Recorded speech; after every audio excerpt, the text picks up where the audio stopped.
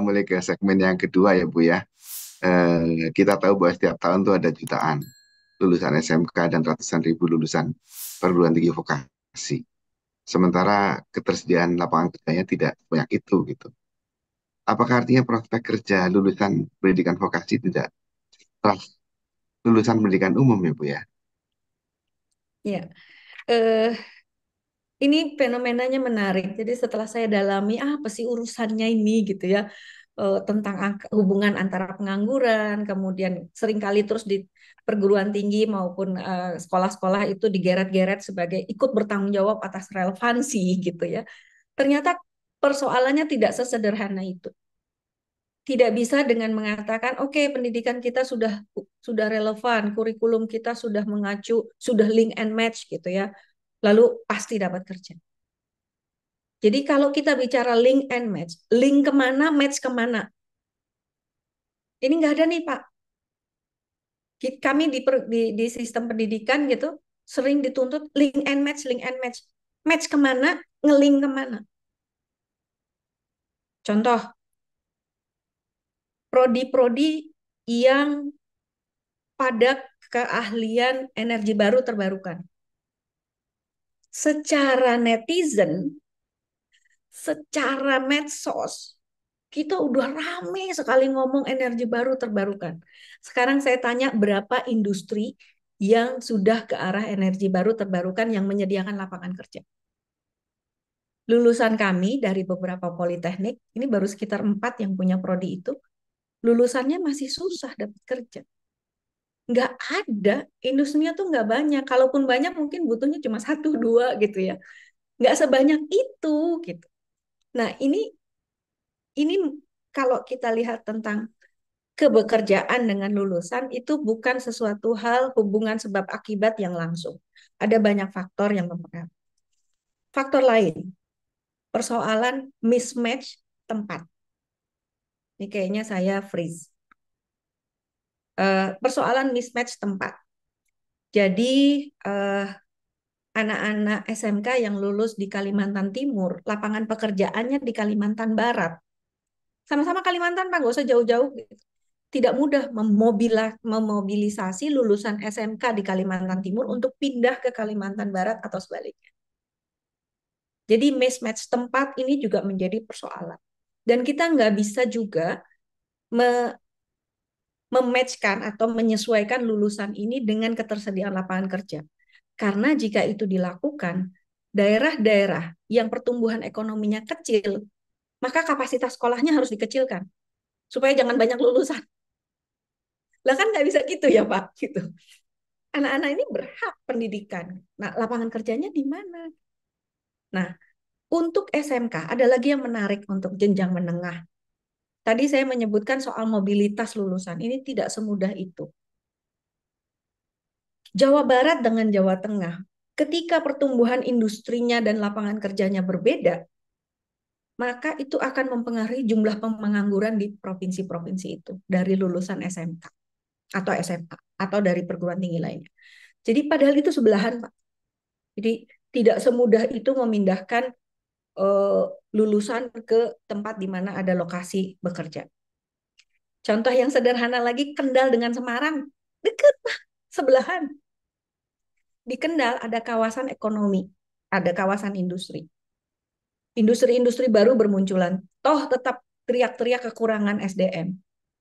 Loh kemana? Lalu bilang, anak SMK-nya Bu, nggak masuk ke kita. Kalau dilihat jumlahnya, cukup mestinya. Setelah ditelusuri, UMR di Semarang lebih tinggi.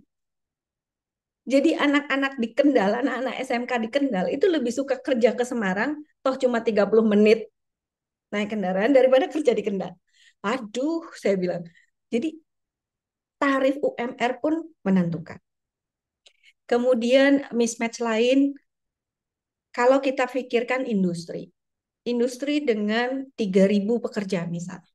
Berapa sih dia butuh lulusan S1? Berapa lulusan menengah bawah, SMK atau SMA? Berapa dia butuh di level diploma supervisor? Pasti saya bisa menjamin yang sarjananya pasti lebih sedikit. Tapi lulusan sarjana kita banyak, Pak, Bapak Ibu. Jadi yang terjadi adalah yang lulusan sarjana ambil porsi kegiatan ke pekerjaan diploma. Orang-orang lulus dengan ijazah diploma ambil porsi yang SMA, SMK. Nah, yang SMA, SMK ini yang terus akhirnya kemana nih kami? Jadi di situ juga proporsi lapangan kerja level tertentu dengan lulusannya itu tidak sama. Ini yang mismatch juga Bapak Ibu. Jadi kami sering dibilang, ayo dong kurikulumnya dirubah. Setelah kami pelajari, ada beberapa kasus yang menjadi tidak adil bagi anak-anaknya. Karena sebetulnya mismatch itu ada persoalan di sana. Sistem rekrutmen. Sistem rekrutmen industri-industri dan perusahaan itu tidak selalu terbuka. Jadi data BPS di Sakernas itu sangat menarik. Ternyata lulusan SMK dan SMA itu mendapat pekerjaan itu umumnya dari informasi teman, tetangga, saudara, bukan dari lowongan pekerjaan yang dibuka. Setelah saya telusuri ke industri, kata industri, oh ya Bu, kalau level sarjana diploma ke atas, kita memang terbuka pakai headhunter, pakai iklan. Tapi untuk level SMK, SMA, kami butuh referensi. Kami butuh trust karena dia akan pegang barang, dia ada di lini produksi. Kami butuh referensi sehingga memang kita bilang sama orang-orang yang udah di dalam, cari deh teman kamu yang perlu, saudara gitu. Nah ini yang membuat lulusan SMA, SMK tidak mudah mendapatkan informasi mengenai lowongan pekerjaan karena mekanisme pengadaannya pun seperti itu atau rekrutmen seperti itu. Itu Pak Suheri yang terjadi dalam persoalan bagaimana memismatchkannya atau masalah ketidaksesuaian ini dan kami dari sistem pendidikan atau sektor pendidikan tidak mungkin menurunkan akses hanya karena lapangan kerjanya tidak tersedia. Sehingga sekarang kami perbesar juga kapasitas wirausaha dari anak-anak kita supaya kalau lulus tidak harus nyari kerja gitu, tapi bisa menciptakan lapangan kerja. Tantangannya adalah bagaimana membuat upaya-upaya mereka berwirausaha itu menjadi sektor formal. Hmm. Karena kalau Pak Budi dari sistem ekonomi ya Pak ya, sektor ekonomi kan berharapnya pekerjaan itu sektor formal ya Pak. Nah, UMKM kita ini atau wirausaha baru kita ini gimana menggeser mereka untuk segera masuk menjadi sektor formal Pak Budi. Karena sekarang kecenderungannya adalah anak-anak kita susah cari kerja ya udah mereka wirausaha. Dan adalah satu lagi tren baru yaitu menjadi solopreneur.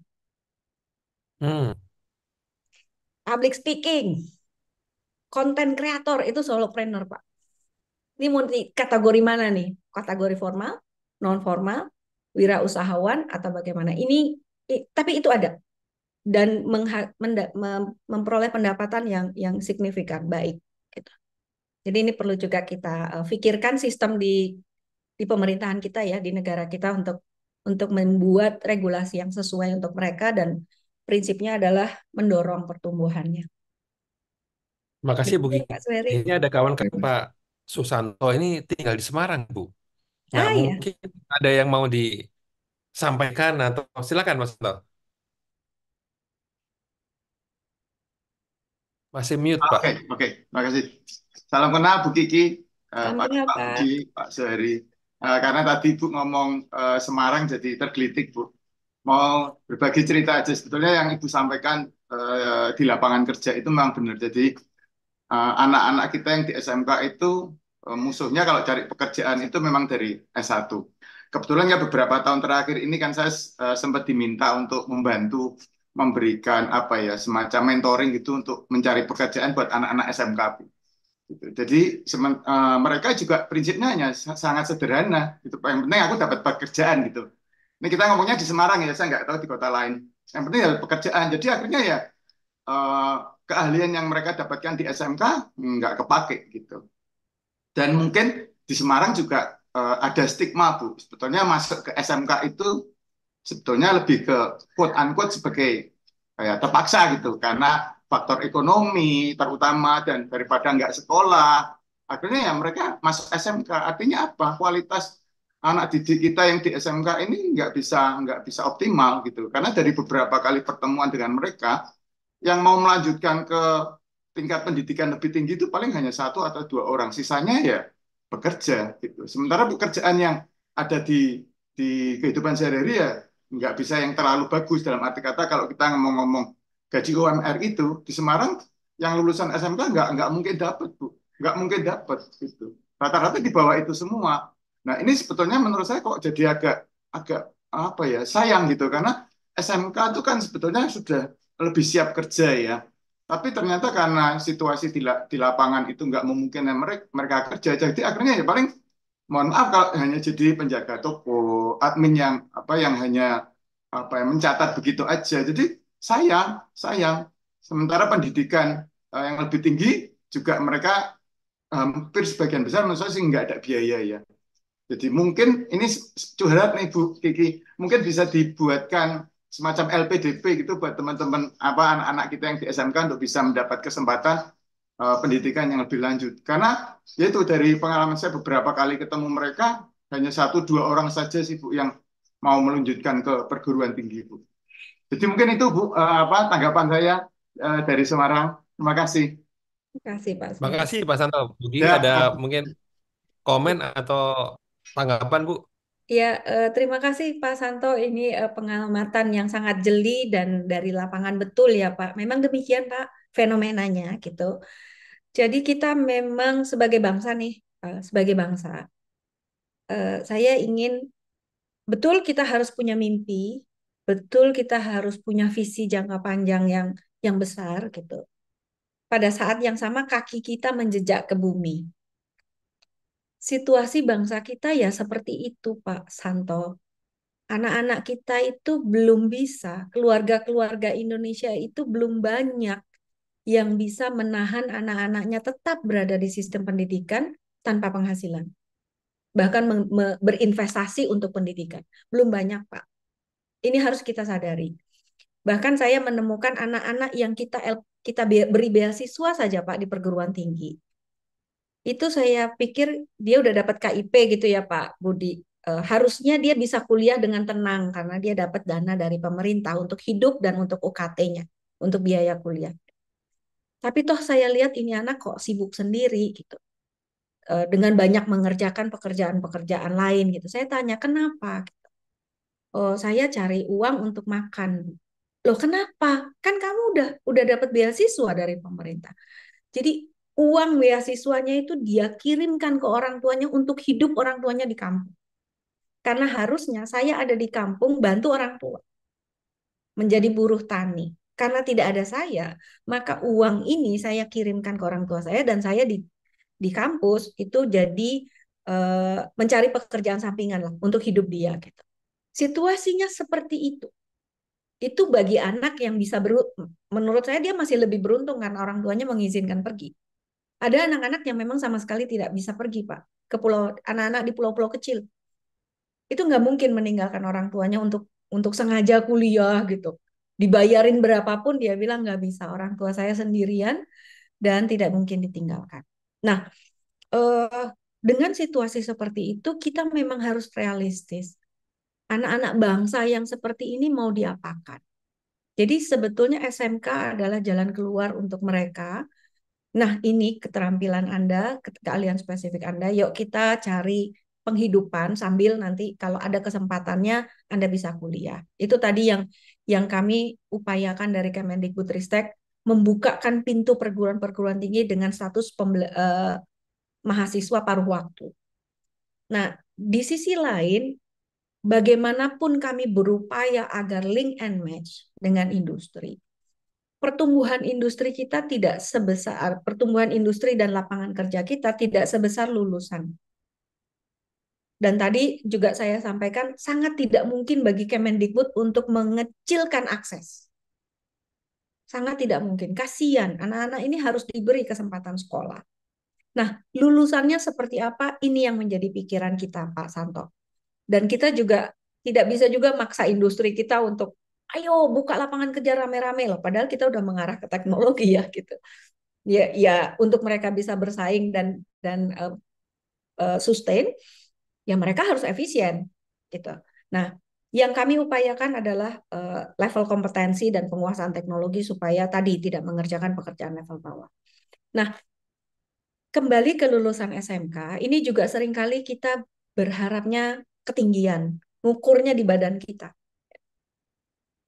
Saya bertemu bahkan dengan beberapa pengusaha yang mengatakan, kenapa sih orang nggak mau lagi mengerjakan pekerjaan level bawah yang nantinya tentunya ada kesempatan untuk pengembangan karir. Sederhananya seperti ini, Pak. Industri penerbangan, ground handling, itu dia butuh orang-orang bagus, kuat, baik ya maksudnya untuk jujur, untuk handling bagasi. Handling bagasi itu sendiri relatif udah dengan teknologi. Tapi butuh orang nih untuk yang ngurus itu. Tapi anak-anak kita karena tadi keburu saya adalah lulusan ini, nggak mau mengerjakan itu. Yang membersihkan kabin pesawat. Sampai hari ini belum ada robotnya gitu.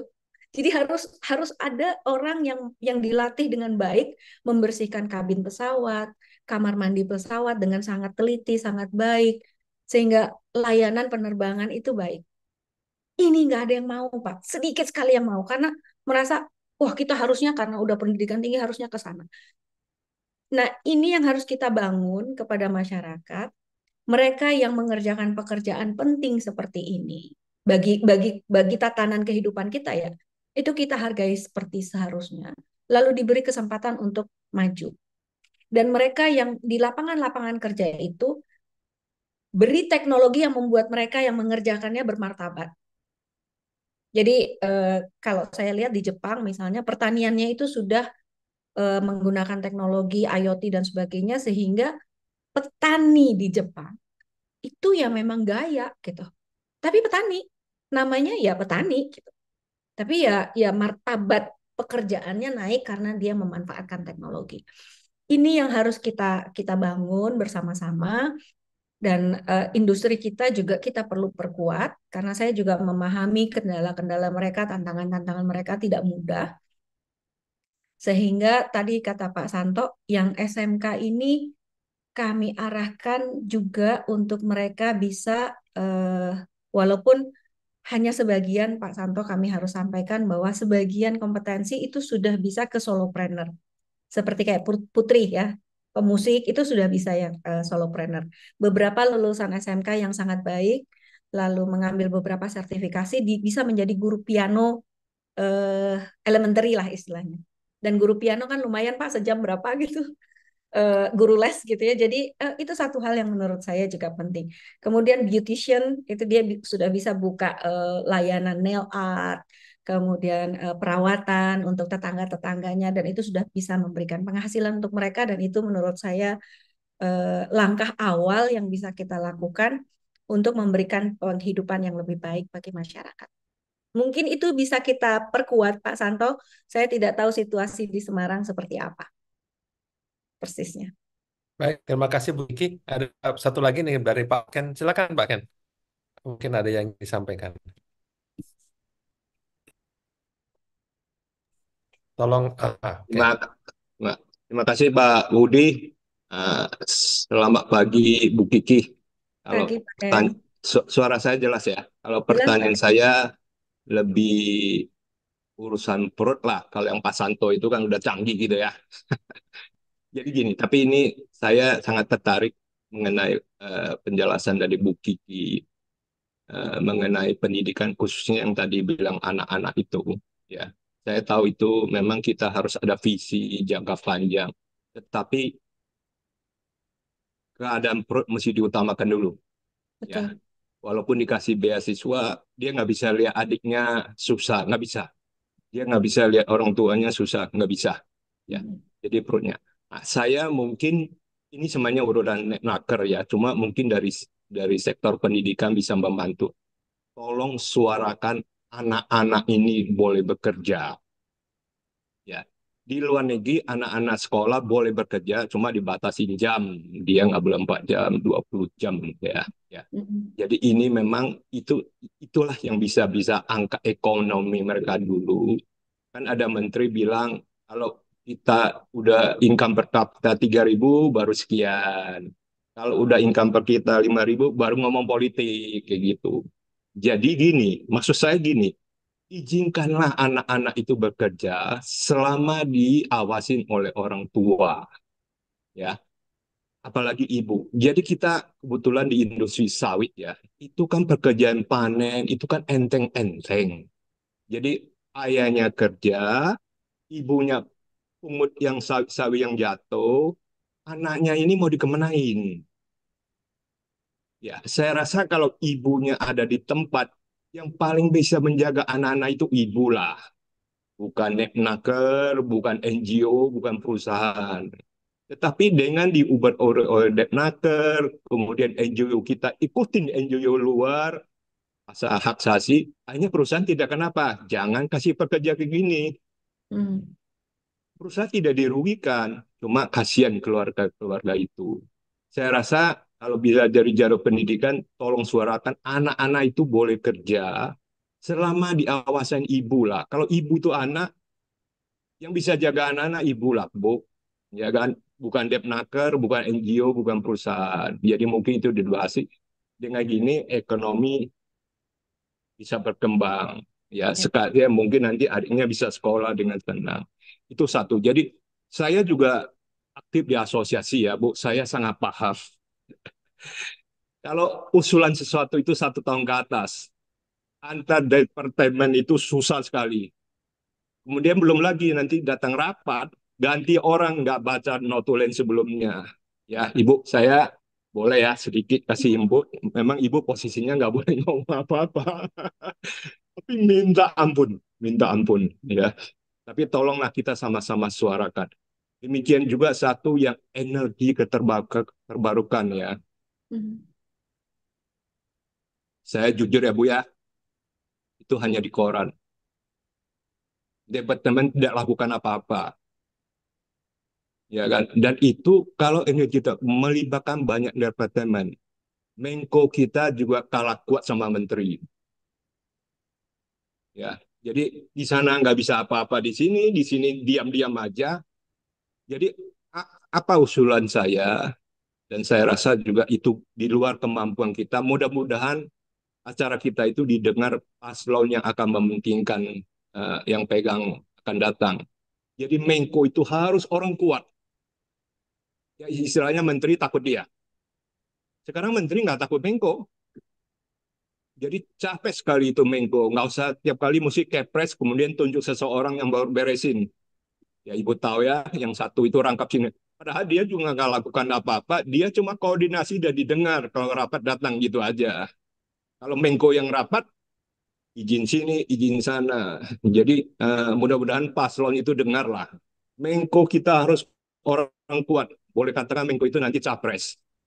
Ya, jadi memang baru bisa. Kalau enggak ya, Bu, departemen saya ulangi lagi, departemen tidak bisa dan tidak lakukan apa-apa. Itu industri autopilot. Ya. Jadi tolong itu departemen ini kita harapin didengar oleh paslon. Tapi kalau yang anak-anak mungkin dari jalur pendidikan bisa suarakan. Yang penting dibatasin. Kalau ada ibu ya, kita nggak usah khawatir lah. Ibu pasti all out jaga anak lah. Kita nggak usah bikin peraturan lagi. Ya. Hmm. Sorry, maaf ya Bu kalau ada di luar. Tapi saya tertarik Ya. karena Ibu ngomong apa, wah ini boleh sih. Soalnya capek juga kita ngomong di industri Bu. Di Ya. asosiasi capek bener Bu. Ya. Ya. Itu aja Pak. Ya, Maaf Pak Pak, Budi. makasih banyak. Baik, Aku makasih banyak Pak Ken. nimbrung ya, bukan Makasih. kepentingan, tapi saya rasa ini nyambung. Oke. Betul. Masih. Makasih banyak Pak Ken.